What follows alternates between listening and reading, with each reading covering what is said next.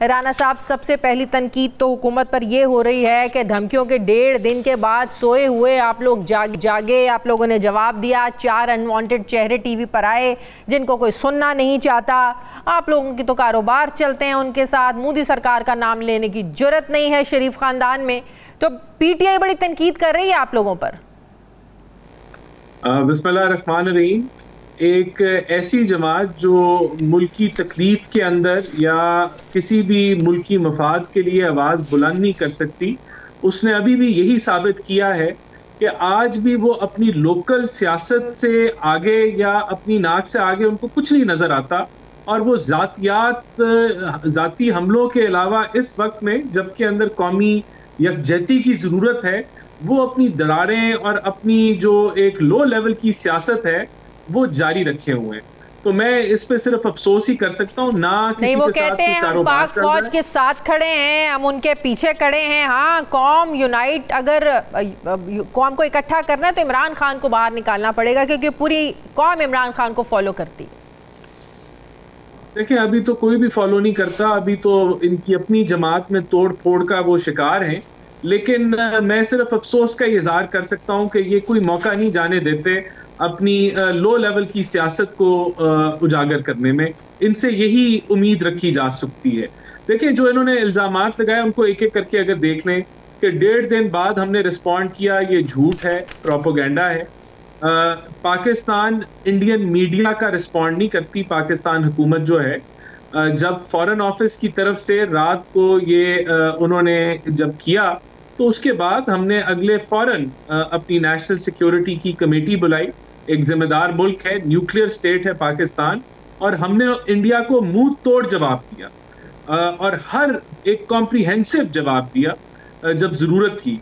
पाकिस्तान, अगर इनको लगता है कि वहाँ मीडिया जो है वो प्रोपोगेंडा करेगा तो पाकिस्तान की हुकूमत जवाब देगी, तो इतना वजन या इतना वेटेज पाकिस्तान की हुकूमत मीडिया को नहीं देती। और दुनिया में भी डिप्लोमेटिकली कभी भी हुकूमतें मीडिया के रिस्पांस के ऊपर नहीं आती दूसरे मुल्कों के। मीडिया को रिस्पांस ना दे, मोदी सरकार नरेंद्र मोदी का नाम लेकर तनकीद तो करें कि आप लोग बगैर तहकीकात के, बगैर सबूतों के इल्जामात कैसे लगा रहे हैं।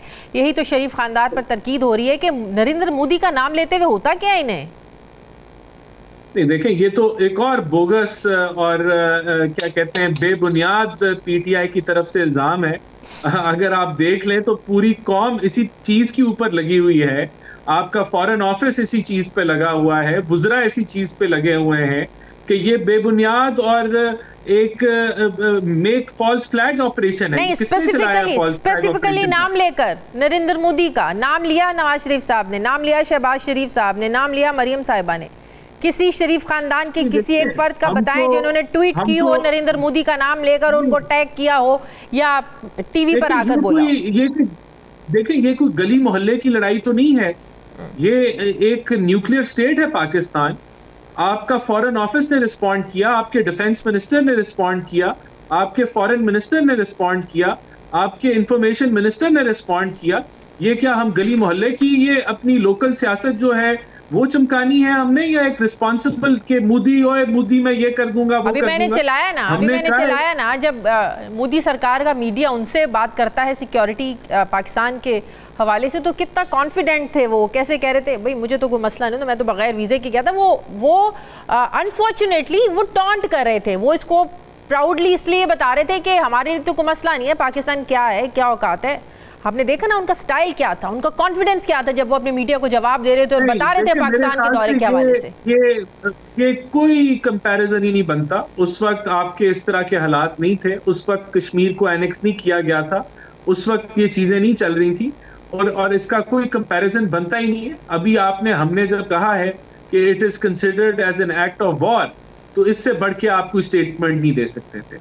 हमने उनको ओपनली कहा, और आपको डिफेंस मिनिस्टर के चलाए ना अल्फाज कि वो कह रहे हैं ये तो एक दहशतगर्द आदमी है मोदी जो है, इसका ये वाहिद आदमी है कि जिसका जो है इसके ऊपर अमेरिकन गवर्नमेंट ने उस तरीके से रिएक्ट किया जब इसने वहां जाना था, उसका वीजा कैंसिल कर दिया।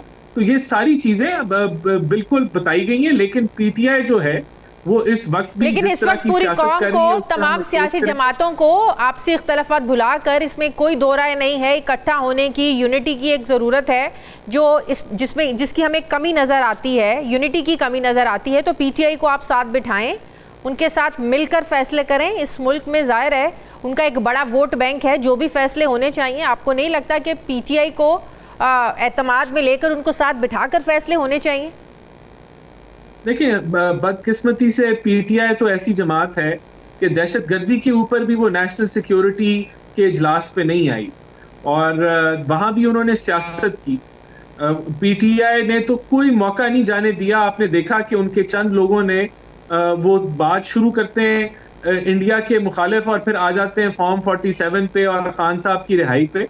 तो मैं तो क्या इस पे कहूँ, पीटीआई की तो अपनी असलियत हर वक्त दिखाती है। जब भी मुल्क मुसीबत में होता है या मुल्क किसी कमजोर सिचुएशन में होता है तो पीटीआई अपनी असलियत दिखाती है। वो कहते हैं मुल्क आता ही मुसीबत में तब है जब नून लीग की गवर्नमेंट आती है।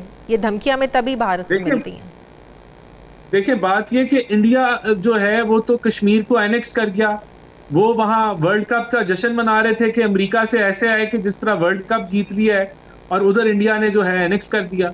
फिर ये खान साहब ही हैं जो कि दुआएं कर रहे थे कि मोदी अगर आ जाएगा हुकूमत में तो बड़ा अच्छा होगा, और फिर उसके आपके सामने ही है। तो देखिए, मैं बजाय के पीटीआई की थकी हुई सियासत को या उनके थके हुए नैरेटिव को मैं रिस्पॉन्ड करूं, मैं तो समझता ही नहीं हूं कि उनका वो लेवल है कि उसको हम रिस्पॉन्ड करें। हमारा हदफ इस वक्त इंडिया है और इंडिया को डिप्लोमेटिकली, इंडिया अगर कोई मिसएडवेंचर करेगा और इंडिया को पूरी जहां जहां हमें अपने हकूक के लिए आवाज बुलंद करनी है, हम ऑलरेडी वो प्रोसेस में हैं, वो हम कर रहे हैं और वो हमारा हदफ है। यहाँ इंडिया का ये जो पीटीआई का जो जाली प्रोपेगेंडा और जो इस वक्त भी यकजहती की बात नहीं कर सकते, वो अपने आप को एक्सपोज कर रहे हैं। हमारा ना वो कोई इंटरेस्ट है उसके अंदर, ना हम इस वक्त जो है वो अपनी असलियत दिखा रहे हैं और वो हमेशा ऐसी करते हैं।